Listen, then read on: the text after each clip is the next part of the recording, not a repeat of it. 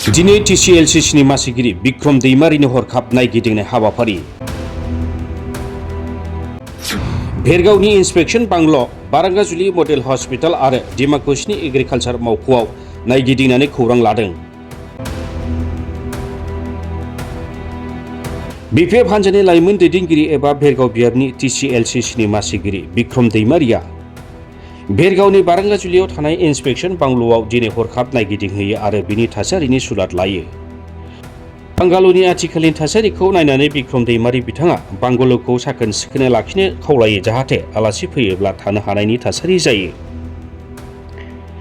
बेबायदिनो बिक्रम दैमारि बिथाङा बारांगाजुलिनि मडेल हस्पिटालावबो दावबायहैनानै बिनि थासारिनि खौरां लानायजों लोगोसे डाक्टारफोरजों फाहामसालिनि बायदिसिना जेंना आरो बिनि सायाव राहा लानायनि बागै सावरायो।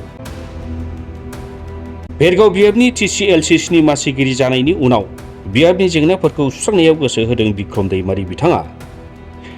दिनै इन्सपेक्शन बांल' आरो मडेल हस्पिटालखौ नायगिदिंनायनि अनगायैबो बिथाङा डिमाकुसियाव थानाय एग्रिकालचार एबा आबाद बिफाननि मावख'आवबो दावबायहैनानै खौरां लायो।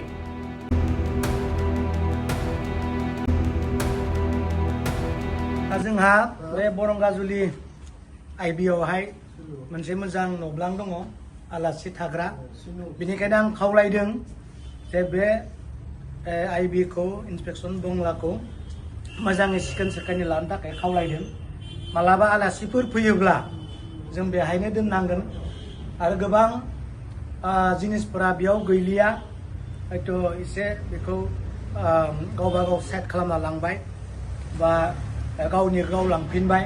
दा बेनिखाय मालाबा आलासिफोर फैयोब्ला बेवहाय दोननो हानाय बायदि गोबां जिनिस आरो मेटेरियल्सफोरखौ नांगौ जानानै फैगोन। बेनिखायनो जों बेयाव दिनै नायथिंफैबाय। थिगानो दङ, बाखि बेखौ जों रिपेयारिं खालामनाय बेबस्था आरो गोबां जायबायदि आलासिफोरा बेयाव थाफैगोन बेफोरो जेन बिसोर बिथांमोना जेन सुबिदा मोनो बेखौबो नायनानै किसुमान मेटेरियल्सफोरखौ जोङो लाबोनो थाखाय जोङो नाजागोन। बेखाय जोंहा बेयाव मावग्राफोर दङ सानै, बिथांमोनखौ जों खावलायदों जे सिखोन साखोनै लाखियो। जोंहा बिटिसिनि दैदेनगिरिफोर मुरब्बिफोर फैयोब्ला जेन बेयावहाय मोजाङै थानो हानाय बायदि। लोगोसे जोंहा हस्पिटाल बेयाव स्टाफ गैया, पियन गैया, सुइपार गैया, एक्सरे गैया, बेफोरखौ जेबो नायदों। बेफोरनि बेबस्थाखौ लासै लासै खालामलांनो थाखाय जोङो नाजागोन आरो जोङो लिस्ट खालामनो होदों। हस्पिटाल हिसाबै माबा नांगौ जानाय दङ बेखौ जोङो डाक्टर स्टाफफोरनियाव बिनानै जोंनिफ्राय जोङो बिटिसिआव बेखौ साबमिट खालामगोन।